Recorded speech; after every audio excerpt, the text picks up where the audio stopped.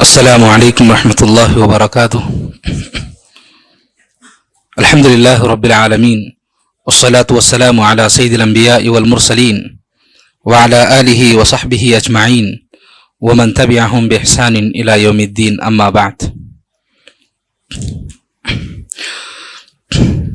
سیقول السفہاء من الناس ما ولاہم عن قبلتہم التی كانوا علیہا قل للہ المشرق والمغرب يهدي من يشاء إلى صراط مستقيم وكذلك جعلناكم أمة وسطا لتكونوا شهداء على الناس ويكون الرسول عليكم شهيدا۔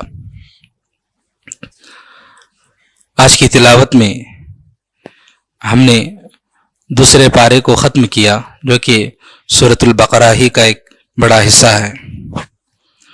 اس دوسرے جز میں سورۃ البقرہ کے اس لمبے ہم سلسلے میں ہم دیکھتے ہیں کہ اللہ رب العالمین نے بہت سارے موضوعات کا تذکرہ فرمایا۔ تو یہ جو دوسرا جز ہے، اس جز میں اگر عمومی طور پر اگر ہم دیکھیں تو اللہ رب العالمین نے 3 بڑے موضوعات کا تذکرہ فرمایا۔ اس کو ہم اس پارے کو 3 بڑے موضوعات میں تقسیم کر سکتے ہیں۔ پہلا تو یہ ہے کہ اللہ رب العالمین نے اس پارے میں سب سے پہلے بنی اسرائیل کا تذکرہ فرمایا کہ بنی اسرائیل کو اللہ رب العالمین نے تورات میں وارننگ دی تھی، یہ بتایا تھا، اس بات کی دھمکی دی تھی کہ تم لوگ سدھر جاؤ، تم لوگ جو انبیاء کو قتل کر رہے ہو یا انبیاء کی نافرمانی کر رہے ہو، منمانی کر رہے ہو دین میں، تو اللہ رب العالمین نے تم لوگوں کو امامت دی ہے، اس قوم کی ذمہ داری دی ہے۔ بہت بڑا مقام اللہ رب العالمین نے بنی اسرائیل کو دیا تھا۔ کئی انبیاء آئے، ابراہیم علیہ السلام کی جو اولاد ہیں ان میں سے اسحاق علیہ السلام کی اولاد سے تقریباً سارے انبیاء آئے بعد کے۔ اللہ رب العالمین نے بہت اونچا مقام دیا ان لوگوں کو، علم کے اعتبار سے، عزت کے اعتبار سے، حکومت کے اعتبار سے، لیکن یہ لوگ سرکشی پر اتر آنے لگے تو اللہ رب العالمین نے ان لوگوں کو بار بار دھمکی دی، لیکن یہ لوگ ماننے کے لیے تیار نہیں تھے۔ اور ان لوگوں کے لیے اللہ رب العالمین نے بیت المقدس تھا اس کو قبلہ بنایا تھا کہ اس کی طرف رخ کر کے عبادت کریں۔ تو بعد میں اللہ رب العالمین نے جب یہ لوگ بات ماننے کے لیے تیار نہیں تھے تو اللہ رب العالمین نے اس بات کو پکا کر دیا۔ اللہ رب العالمین نے اس امت کو اس دنیا کی امامت کا ذمہ دار بنایا۔ اللہ رب العالمین نے امت محمد صلی اللہ علیہ وسلم کو دنیا کی امامت دیا۔ اللہ رب العالمین نے اس امت کو اللہ رب العالمین نے عزت سے نوازا۔ جب عزت سے نوازا، امامت دے دیا، تو پھر اللہ رب العالمین نے مسلمانوں کا، اس امت کا قبلہ بھی بدل دیا۔ وہ لوگ جو بیت المقدس کی طرف رخ کر کے عبادت کرتے تھے، خود نبی کریم صلی اللہ علیہ وسلم جب تک مکہ میں تھے 13 سال تک بھی، بلکہ مدینہ کی طرف ہجرت کرنے کے بعد بھی قریب 12-13 مہینوں تک بیت المقدس ہی کی طرف قبلہ کر کے رخ کر کے عبادت کرتے تھے۔ اللہ رب العالمین نے اس کے بعد قبلہ بدل دیا اور خانہ کعبہ کو قبلہ مقرر کیا گیا۔ ان باتوں کا یہاں پر تذکرہ آیا۔ ان باتوں سے ایک اہم بات یہ معلوم ہوتی ہے ہمیں، اللہ رب العالمین جب ہمیں دنیا میں عزت دیتا ہے، مال دیتا ہے، علم دیتا ہے یا کوئی عہدہ دیتا ہے، تو انسان اس کو سنبھال کر رکھے، اس کی حفاظت کرے، اس کو اپنی ایک امانت سمجھے اللہ کی جانب سے، اور اس کی جو حقوق ہیں ان حقوق کو ادا کرے۔ اگر نہیں کرتا ہے تو پھر اللہ رب العالمین ایک دن اس کو ختم کر دے گا، اس کی جگہ پہ کسی اور کو لائے گا۔ وہی اللہ نے فرمایا وَإِن تَتَوَلَّوْا يَسْتَبْدِلْ قَوْمًا غَيْرَكُمْ ثُمَّ لَا يَكُونُوا أَمْثَالَكُمْ۔ اگر آپ لوگ اپنے آپ کو نہیں بدلو گے تو پھر اللہ رب العالمین آپ لوگوں کو ختم کر کے آپ لوگوں کی جگہ پر کسی اور کو لائے گا، وہ آپ لوگوں کی طرح نہیں ہوں گے بلکہ اور اچھے ہوں گے۔ تو اللہ رب العالمین نے قرآن میں ہم کو بھی اس بات کی وارننگ دی ہے۔ صرف یہ یہودیوں یا نصرانی یا بنی اسرائیل کے صرف یہ نہیں ہے معاملہ، اللہ رب العالمین نے ہم کو بھی اس بات کی دھمکی دی ہے کہ اگر آپ لوگ اپنے آپ کو نہیں بدلو گے تو پھر ہم آپ کو بھی ختم کر دیں گے۔ ہم آپ کی جگہ پر کسی اور کو لائیں گے لوگوں کو، اور وہاں پر ان لوگوں کو ہم پوزیشن دیں گے، عزت دیں گے۔ یہ اللہ رب العالمین نے بتلایا۔ کوئی اور نبی تو آنے والے نہیں، کوئی نئی امت تو آنے والی نہیں، لیکن ہمارا جو وجود ہے، مسلمانوں کی جو عزت دنیا میں ہے، मुसलमानों का जो मकाम और मर्तबा दुनिया में है वो मकाम हम खो देंगे, वो इज्जत हम खो देंगे। अल्लाह रब्बुल आलमीन किसी और को जो है इज्जत देगा और मकाम और मर्तबा देगा और अच्छी पोजीशन देगा। अल्लाह ने इस बात की जो है हमें यहाँ पर तालीम दी है।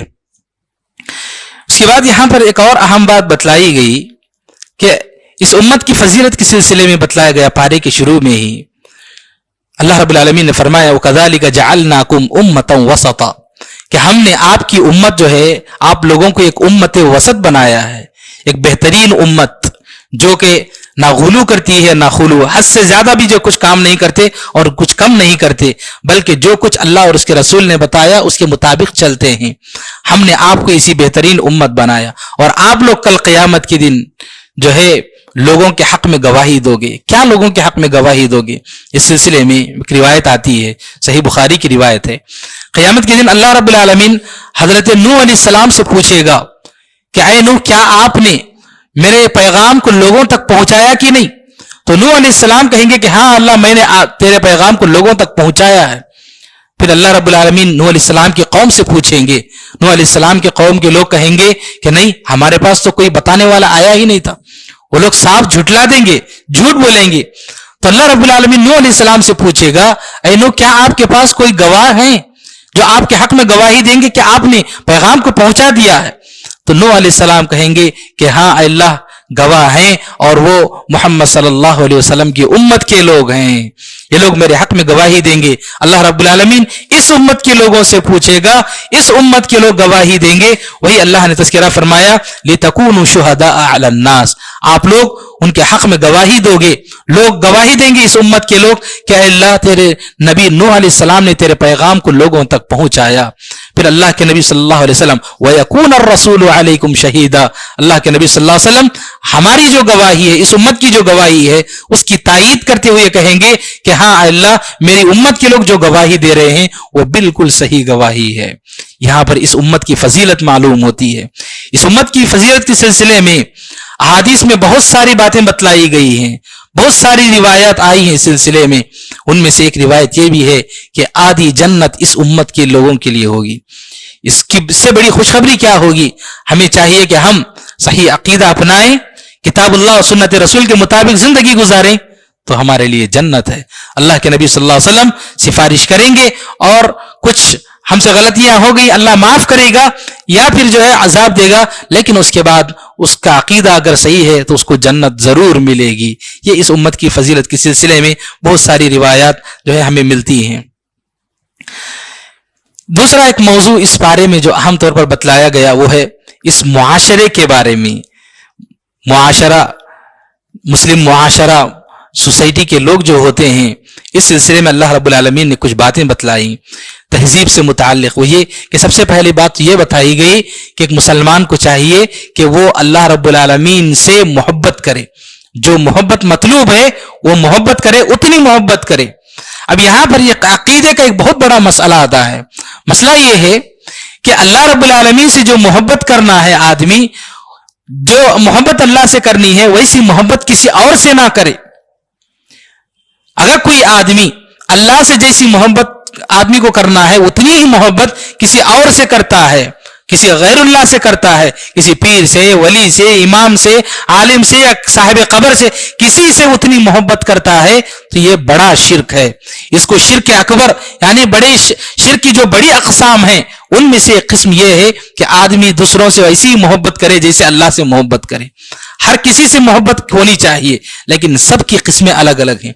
हमारी अल्लाह की से मोहब्बत है, अल्लाह से हमारी मोहब्बत बहैसियत माबूद है, बहैसियत खालिक है, वो मोहब्बत अलग। नबी सल्लल्लाहु अलैहि वसल्लम से हमारी मोहब्बत है, वो मोहब्बत अलग, क्योंकि नबी सल्लल्लाहु अलैहि वसल्लम हमारे लिए नबी हैं, रसूल हैं, वो मोहब्बत अलग। हम अपने वालिदैन से भी मोहब्बत करते हैं, वो मोहब्बत अलग। बीवी बच्चों से मोहब्बत करते हैं, वो मोहब्बत अलग। तो मोहब्बत की किस्में हैं और सबकी जो है अलग अलग जो है कैटेगरी है।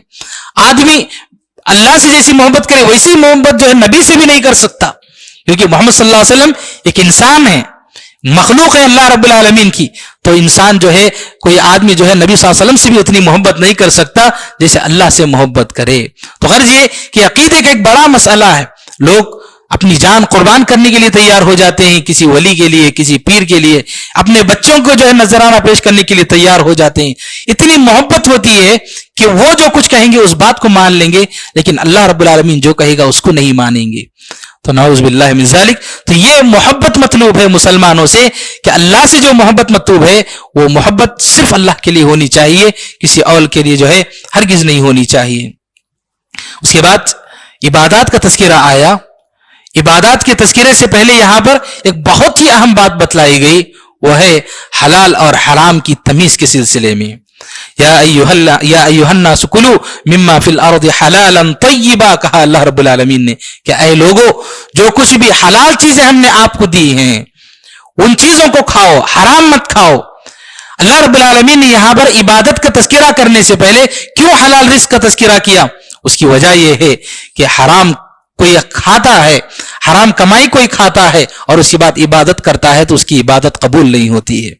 اور یہ بات اللہ رب العالمین نے سیدھے سیدھے نبیوں سے خطاب کرتے ہوئے کہا، یا ایھا الرسل کلوا من الطیبات واعملوا صالحا، اے رسولو پاکیزہ چیزیں کھاؤ، حلال چیزیں کھاؤ، واعملوا صالحا، اور عمل کرو. یعنی کہ عبادت کی مقبولیت کے لیے شرط ہے کہ وہ آدمی جو ہے حلال رزق کھائے. ایک آدمی حرام رزق میں پڑا ہوا ہے، سود میں پڑا ہوا ہے، رشوت خوری میں پڑا ہوا ہے، مختلف قسم کے حرام خوریوں میں پڑا ہوا ہے اور ساتھ ہی ساتھ عبادتیں بھی کر رہا ہے، کیسے اللہ رب العالمین اس کی عبادت قبول کرے گا؟ اور یہاں پر اللہ رب العالمین نے سیدھے سیدھے نبیوں سے خطاب کرتے ہوئے کہا، عام لوگوں سے بھی نہیں، کہ اے نبیوں تم بھی، اے رسولوں تم بھی عبادت پہلے جو ہے عبادت کرنے سے پہلے حلال رزق کھاؤ، اللہ رب العالمین نے کہا. پھر ہم کیسے یہ امید کرتے ہیں لوگ جو ہے حرام رزق بھی کھا رہے ہیں اور ساتھ میں نیک اعمال بھی کر رہے ہیں؟ کیسے اس بات کا امکان ہے کہ اللہ رب العالمین جو ان کی عبادت کو قبول کرے؟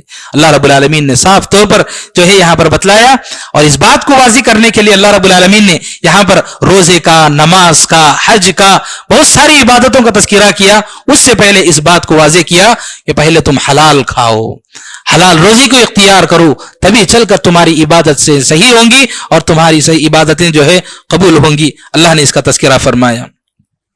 اور یہاں پر اس بارے میں، اس جز میں اللہ رب العالمین نے روزے کا، رمضان کا تذکرہ فرمایا.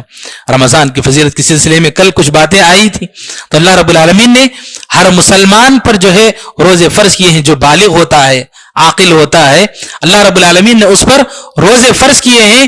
یہ ضروری ہے کہ روزے رکھے آدمی، یہ فرض ہے ہر مسلمان پر کہ وہ روزے رکھے. اور روزے کی باتوں کے درمیان اللہ رب العالمین نے کچھ احکام بھی بتلائے ہیں روزے کے.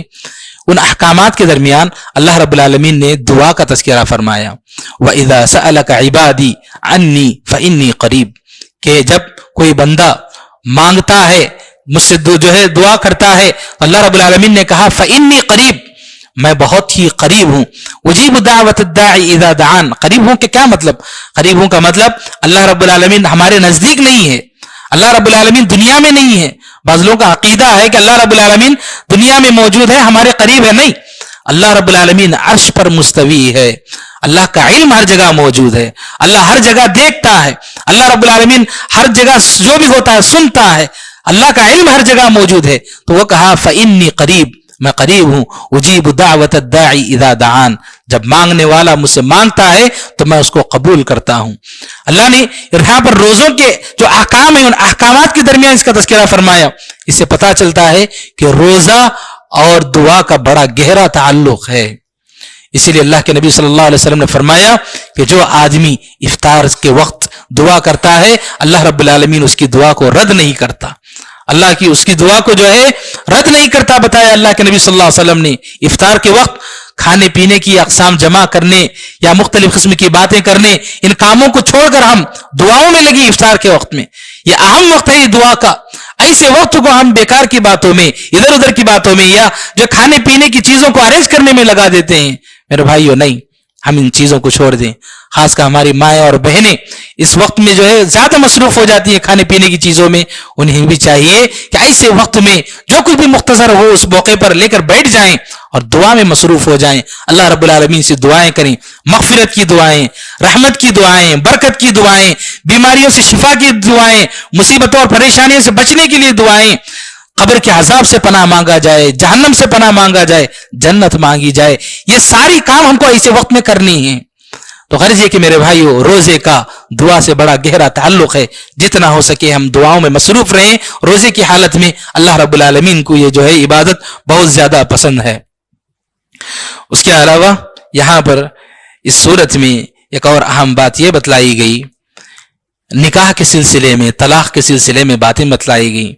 निकाह के सिलसिले में अल्लाह रब्बुल आलमीन ने फरमाया, वला तनकिहुल मुशरिकात हत्ता युमिन्ना वला अमतुम मुमिनतुन खैरुम मिन मुशरिका वलौ आजबतकुम, कि आप किसी मुशरिका से शादी ना करो। और मुमिनों से भी कहा गया, वला तुनकिहुल मुशरिकीन हत्ता युमिनु, कि मर्द हो या औरत, कोई मुसलमान हो या औरत, मर्द हो या औरत, उसको चाहिए कि वो सामने वाले को जिससे रिश्ता जो है तय हो रहा है, देखा जाए कि उसका अकीदा कैसे हो। ईमान ये शर्त है निकाह के लिए, इस बात को जरूर देखा जाए। आज हमारे मुआशरे की जो हालात हम देखते हैं कि जो है न सामने वाले का कुछ ईमान देखा जाता है, ना उसका अकीदा देखा जाता है, बस रिश्ता तय कर दिया जाता है। एक तरफ नौजवान लड़कियां हमारी जो है हमारे मुआशरे की जो है मुख्तलिफ किस्म की गुमराहियों में, यानी इधर उधर गैर मुस्लिमों की जो है साथ जाना और जो है शादियां करना, एक फितना हमारे जो है मुआशरे में फैला हुआ है। तो दूसरी तरफ खुद वालिदैन भी ऐसे काम करते हैं। कैसे? वालिदैन आज अपनी बच्चियों का या अपने लड़कों का निकाह जब करना चाहते हैं तो रिश्ता तय करते वक्त सामने वाले का ईमान नहीं देखते हैं, उसका अकीदा नहीं देखते हैं, उसके अखलाक नहीं देखते हैं, उसके घर वालों की दीनदारी को नहीं देखते हैं, बल्कि उसकी दौलत को देखते हैं, बल्कि उसका स्टेटस क्या है वो देखते हैं, उसकी बुनियाद पर रिश्ता करा देते हैं। ऐसी सूरत में क्या होगा? आने वाले जो हमारे खानदान हैं, आने वाले हमारे जो जनरेशन हैं, वो सारे के सारे बर्बाद हो जाएंगे। तो सिर्फ दौलत या सिर्फ इसी चीज को ना देखा जाए, अल्हम्दुलिल्लाह कि अगर सामने वाला दीनदार भी है, मालदार भी है, खूबसूरत भी है, ये सारी सिफात पाई जाए तो अल्हम्दुलिल्लाह बहुत खुशी की बात। लेकिन सिर्फ इस बुनियाद पर अगर रिश्ता तय कर दिया जाए, आज हम देखते हैं कि कई मुसलमान हमारे मुआशरे की शिकायत करते हैं कि हमारी बच्ची हमारे घर में जब तक थी पर्दे का बड़ा एहतमाम करती थी, नमाजों की पाबंद थी, रोजे की पाबंद थी, लेकिन जब शादी हो गई तो सारी की सारी चीजें खत्म। ये क्यों? आपने रिश्ता जब तय किया है तो दीनदारी की बुनियाद पर नहीं, जब वहां पर गई तो उस घर में जो लोग हैं उनसे उसने वो सब चीजें सीखी, तो इसकी वजह से उसका बुर्का भी चला गया, उसकी दीनदारी भी चली गई, उसका रोजा, उसका ईमान सब बर्बाद हो जाता है। मेरे भाई, इसलिए चाहे वो लड़का हो या लड़की, रिश्ता करने से पहले जरूर दीनदारी को देखना चाहिए। और यही चीज मतलूब है शरअन। अल्लाह रब्बुल आलमीन ने यहां पर जो है ईमान का तज़किरा फरमाया कि रिश्ता तय करने से पहले जरूर उनके ईमान को चेक करो। उनके ईमान को जब आप चेक करेंगे तभी चलकर जो है आप रिश्ता तय कर सकते हैं। यहां पर इस सिलसिले में एक और बात बतलाई गई, इला के ताल्लुक से एक अहम मसला बताया गया।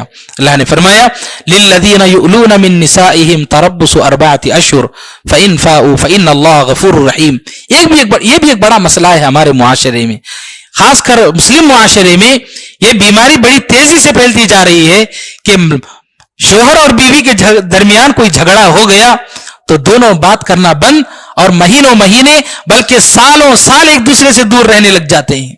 कई लोगों के कई शिकायतें हम देखते हैं, शोहर ने कसम खा लिया कि मैं तुमसे बात नहीं करूंगा, मैं तुमसे बात नहीं करूंगा, तुम्हारी सूरत तक नहीं देखूंगा। बाज लोग कसम खा लेते हैं, अब उसके बाद जो है दूर होने लगते हैं, अब इतने महीने साल दूर होने लगते हैं कि एक दूसरे के चेहरा देखने के लिए कई साल लग जाते हैं। अल्लाह रब्बुल आलमीन ने बताया कि अगर कोई ऐसा मसला पेश आ जाए, किसी ने कसम खा लिया कि मैं तुम्हारी सूरत नहीं देखूंगा, तुमसे बात नहीं करूंगा, तो उसके पास ज्यादा से ज्यादा 4 महीने हैं, अर्बात अशहुर, ज्यादा से ज्यादा 4 महीने। इन 4 महीनों के अंदर तुम सुलह कर लो और दोबारा मिल जाओ। अगर तुम नहीं करना चाहते हो तो तलाक दे दो। क्यों तुम जो है किसी औरत की जिंदगी को बर्बाद करना चाहते हो, सालों साल किसी और घर में बिठाते हो और उसकी जिंदगी बर्बाद और अपनी जिंदगी बर्बाद, और अगर बच्चे हों तो बच्चों की जिंदगियां भी बर्बाद होने लगती हैं। कितने मसाइल आज हम देखते हैं कि जो बच्चे طلاق وغیرہ کے مسائل کی وجہ سے جو ہے متاثر ہوتے ہیں، ایسے بچوں کی تربیت کا ایک بڑا مسئلہ ہوتا ہے. ایسے بچے ڈپریشن کا شکار ہوتے ہیں. کئی مسائل، ان کی تعلیم، ان کی جو ایجوکیشن کا مسئلہ ہے اس میں بھی مسائل آج ہم دیکھتے ہیں. اسکولز میں، کالجز میں ہمارا اسٹوڈنٹ سے جو بات چیت ہوتی ہے، ہم دیکھتے ہیں کہ شوہر اور بیوی کے درمیان جھگڑے کی وجہ سے بچے متاثر ہوتے ہیں، ان کی زندگیاں جو تباہی اور بربادی کے دہانے پر ہوتی ہیں. میرے بھائیوں، ایسے اگر کچھ جھگڑے اگر ہوں بھی تو شوہر اور بیوی جو ہے دونوں کو چاہیے کہ وہ جو ہے جو بھی مسائل ہیں، جھگڑے وغیرہ جو ہے خاموشی کے ساتھ اس کو ختم کر دیں. بچوں کو درمیان میں لائیں تو ان کی زندگیاں برباد ہو سکتی ہیں. تو یہ ایلا کا ایک اہم مسئلہ ہے کہ آدمی کو چاہیے کہ زیادہ سے زیادہ اس کے پاس اللہ رب العالمین نے 4 مہینے کا موقع دیا، وہ صلح کر لے عورت کے ساتھ، اپنی بیوی کے ساتھ، ورنہ اس کو یہ طلاق دے دے تاکہ اس کی زندگی بن جائے، اس کی زندگی برباد نہ ہو. یہ اللہ رب العالمین نے جو ہے یہاں پر ایک حکم بتلایا. اس کے بعد ایک اور بات اللہ رب العالمین نے یہاں پر اس بارے میں بتلائی، ام حسبتم ان تدخلوا الجنہ ولما یأتکم مثل الذین خلوا من قبلکم مستهم البأساء والضراء والزلزلوا. اللہ نے بتلایا کیا آپ لوگ چاہتے ہو کہ جنت میں داخل ہو جاؤ اور تمہیں زندگی میں عبادت کے لیے کوئی مصیبت نہ آئے، کوئی تکلیف نہ ہو؟ ایسے کیسے ہو سکتا ہے؟ آپ سے پہلے جو لوگ گزر چکے ہیں دین پر چلنے کے لیے، دین پر استقامت کے لیے، اسلام پر عمل کرنے کے لیے انہیں کیا قربانیاں دی، کتنی پریشانیاں انہوں نے اٹھائیں. اللہ رب العالمین نے کہا کہ آپ لوگوں سے پہلے جو لوگ گزر چکے ہیں بہت تکلیفیں ان کو آئیں، بہت پریشانیاں انہیں آئیں، یہاں تک ایسے حالات آئے حتی یقول الرسول. فرمایا اللہ رب العالمین نے کہ نبی نے بھی اور مومنین نے بھی کہا کہ متی نصر اللہ، کہ کب اللہ کی جو مدد آئے گی. اتنے حالات پریشان کن تھے، اتنے جو پریشان کن حالات، ایسے حالات تھے کہ نبی صلی اللہ علیہ وسلم کہنے لگ گئے کہ متی نصر اللہ، اللہ کی مدد کب آئے گی؟ تو کہا گیا الا ان نصر اللہ قریب، کہ بالکل اللہ کی مدد جو ہے قریب ہے. تو مسلمانوں پر حالات بہت کی جو ہے پریشان کن حالات آئے ہیں. ایسا نہیں کہ لوگ جو ہے ایسے ہی آسانی سے اسلام پر اور ایمان پر عمل کیے انہیں بڑا مرتبہ مل گیا، نہیں ہے. مثال کے طور پر آپ دیکھیں بلال رضی اللہ تعالیٰ عنہ کو کس طرح کی تکلیفیں دی گئیں ایمان چھوڑنے کے لیے.